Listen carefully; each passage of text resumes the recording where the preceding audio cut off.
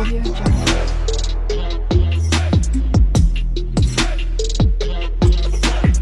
Audio Jungle. Hello everyone, welcome back to my channel beauty personified. I hope তোমরা সবাই খুব ভালো আছো অ্যান্ড ডেফিনেটলি সেফ আছো। সো আমার সঙ্গে অ্যাজ ইউজুয়াল আমার কনস্ট্যান্ট মাম্মা তো আছেই অ্যান্ড থাকবেই। তো আমি এখন এই যে আমার পার্লারের সামনে আছি। তো পার্লারের সামনে আছি, বাট পার্লারে এখনও যাইনি, মানে গেছিলাম আর কি, কিন্তু বাইরে বেরিয়ে এলাম।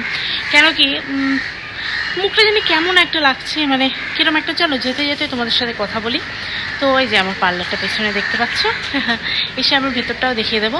তো একটু বেরাচ্ছি, মানে ভাবছি যে একটু যাদবপুর যাবো, কেন মুখটা জানি কেমন একটা লাগছে, মানে কীরকম একটা যেন লাগছে, কালো কালো কীরকম একটা, চোখের তলায় কালি পড়ে গেছে। মানে আমাকে দেখে কেউ বলবে না যে, মানে এখন আমার যে সিচুয়েশান, অ্যাকচুয়ালি শরীরটা খারাপ, তো সেই জন্য এখন যেরকম মুখের আমার কন্ডিশন, তো কেউই দেখে বলবে না যে আমার পার্লার আছে ব্যাপার। মানে লোকে ভাববে তোমার পার্লার আছে, তুমি নিজের যত্ন নাও না। আরে নিচ্ছি, বাট কী হচ্ছে বলো তো, ব্যাপারটা হচ্ছে যে শরীরটা এত খারাপ না, মেডিসিনের চক্করে না মুখ টুক একদম হয়ে যাচ্ছে। তো যাই হোক, এখন 8B যাচ্ছি কী করতে, সেটা 8Bতে গিয়েই তোমাদের সাথে বলবো আমি। স্কিপ করবে না প্লিজ, একদম stick to my blog please. কালকে থেকে আবার লং ব্লগ দেওয়া শুরু করেছি, সো স্টে টিউনড। রিক্সা করে যাচ্ছি এখন 8Bতে, কীরকম একটা দেখতে লাগছে না, অদ্ভুত সেজন্য এরকম হচ্ছে। আর মেডিসিনের এত ইফেক্ট হয় বাবা, সত্যি সত্যি রোগগুলো যে কেন হয় কে জানে। এবার কী কী রোগ সেটা আমি বলি। থাইরয়েড হচ্ছে আমার প্রচুর, মানে বেড়ে গেছে, ঠিক আছে। নর্মাল 4.6 থাকার কথা, মানে মানে ওইটা রেঞ্জ আর কি। হ্যাঁ, 4.0 লাস্ট নর্মাল, আমার 8 হয়ে গেছে, মানে এত বেশি মানে ডাবল। তো সেই জন্য মুখ টুক কেমন হয়ে যাচ্ছে, আর থাইরয়েডের জন্য তো চুল মুখ সব নষ্ট হয়ে যায়। আর বাকি আরও টেস্ট করতে দিয়েছি, সেটা হচ্ছে ফ্যাটি লিভার, তারপরে কোলেস্ট্রল, তারপরে আরও কিসব টেস্ট দিয়েছি, সেই টেস্টগুলো করবো, করে আবার ডাক্তারের কাছে যাবো, আবার 1000 ঘন্টা মেডিসিন দেবে, আবার চারটে আসা হবে আমাকে। 8Bতে এসেছিলাম, 8Bতে এসে একটা কিনলাম কালার। হ্যাঁ, এখন বলবে তোমরা যে তোমার তো পার্লার আছে, তাহলে তুমি 8B থেকে কেন কালার কিনতে গেলে? কিনলাম কেন কি, আমার যেই প্রোডাক্টগুলো আছে সেগুলো দিয়ে আমি করি, বাট সেগুলো দিয়ে একবার করে নিই, ঠিক আছে।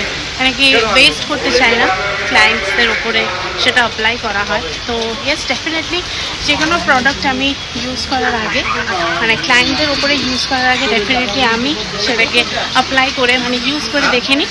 তো আজকে আমার ইচ্ছে হলো একটা হেয়ার কালার চেঞ্জ করে নিই, মানে মুখটা যেন কেমন একটা লাগছে না। তো ভাবলাম যে যদি হেয়ার কালারটা করলে একটুখানি মুখটা ঠিক লাগে, তো দেখি হেয়ার কালারটা করার পরে কীরকম লাগছে। তোমরা ততক্ষণে কিন্তু স্কিপ করে বেরিয়ে যাও না, লাস্ট পর্যন্ত দেখতে হবে হেয়ার কালারটা কেমন হলো। ওকে, এখানে কালারটা অলরেডি অ্যাপ্লাই করে নিয়েছি। কি করে লাগাতে হয় সেটা আর আমি দেখালাম না, বিকজ এটা সবাই জানো। ফার্স্টে কালারটা আর ডেভেলপার দিয়ে মিক্স করে তারপরে অ্যাপ্লাই করে দিতে হবে সেকশন করে। কালার করার সময় সবসময় গ্লাভস পরেই করবে, আমি তো ভুলে যাই সবসময়। এটা হচ্ছে ফাইনাল আউটকাম আমার কালারের। সেটা কিন্তু আমার বেশ ভালোই লেগেছে। এটা হচ্ছে গার্নিয়ারের ক্র্যানবেরি রেড। আগেও অনেক রেড ইউজ করেছি আমি, রেড কালারটা আমার বরাবরই ভাল লাগে। আমি না রিসেন্টলি দেখছি কি ব্লন্ডের থেকে কিন্তু রেড কালারটাই বেশি আমাকে স্যুট করছে। তোমরা জানাও তো। আচ্ছা বলো তো, এই কালারটা ভালো লাগছে নাকি আগের শেডটা ভালো লাগছে? এই শেডটা খুব ভালো, আগের থেকে আরো গ্লসি একটা ভাব এসছে, আর টেক্সচারটা তো দারুণ। মানে রেডটা বেশি ভালো লাগে নাকি? রেডটা বেশি। তাহলে এবার থেকে আমি রেডটাই করবো, এটা করবো না। ভালো হয়েছে তো? খুব সুন্দর হয়েছে, থ্যাংক ইউ। কালারটার ব্যাপারে এবারে মাকে জিজ্ঞেস করবো যে কিরকম কি লাগছে আমাকে। আগের কালারটা বেটার ছিল না এইটা ভালো? এই কালারটা খুব সুন্দর লাগছে, খুব মানিয়েছে, আগের কালার থেকে অনেক বেটার। Thank you. তো এই কালার সেটা আমি করেছি। তো আগেই আমি আপনাদের বললাম কি যে হ্যাঁ, আমার নিজস্ব পার্লার আছে, সেটা সবাই জানো।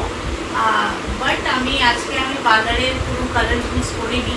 এটা আমি গার্নিয়ারের ক্র্যানবেরি রেড শেডটা ইউজ করেছি, বিকজ ডিফারেন্ট শেড আমার ইউজ করতে খুব ভালো লাগে। অ্যান্ড যে কোনো প্রোডাক্ট, অ্যান্ড প্লিজ এটা আমার পার্লার আছে গার্নিয়ারের শেড ইউজ করেছি দেখে এটা ভাববেন না যে আমি কাস্টমারদের গার্নিয়ার বা কোনো এরকম স্ট্রিক্স এইসব প্রোডাক্ট দিই। আমি আমার পার্লারে অলওয়েজ প্রফেশনাল প্রোডাক্টই ইউজ করি, যারা আমার কাছে আসে তারা সবাই জানে।